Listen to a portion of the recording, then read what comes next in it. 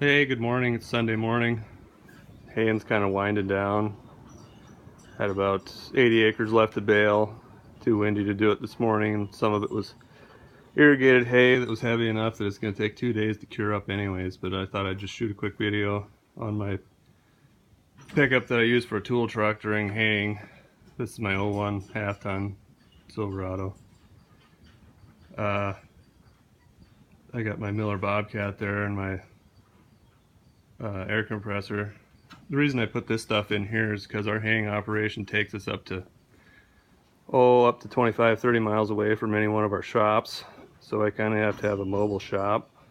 uh, if you're a rancher that has to travel any distance to do any type of haying or indoor farming, I strongly suggest getting a Bobcat or a Trailblazer, either way.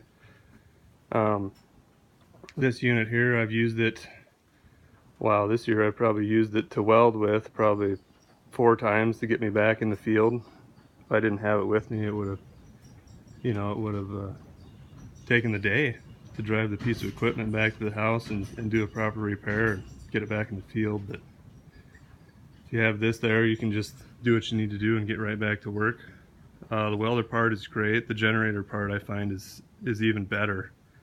Any power tool that you have that you need to run, you got power ready to go right there. The air compressor, plug that in, get your air ratchet on, or your air gun on, and change guards out in sections. It's just used to be a big job to take it all the way to the house and do it, and now you can just pop them right off in the field and get right back to work.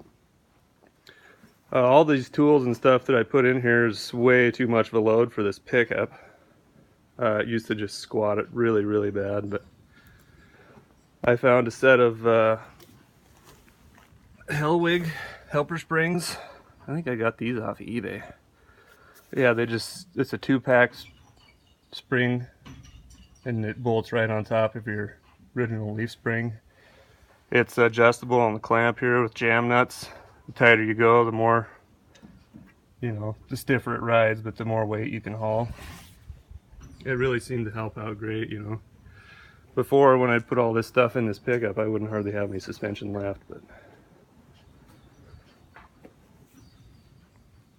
yeah, there you go. I got all the tools I need usually.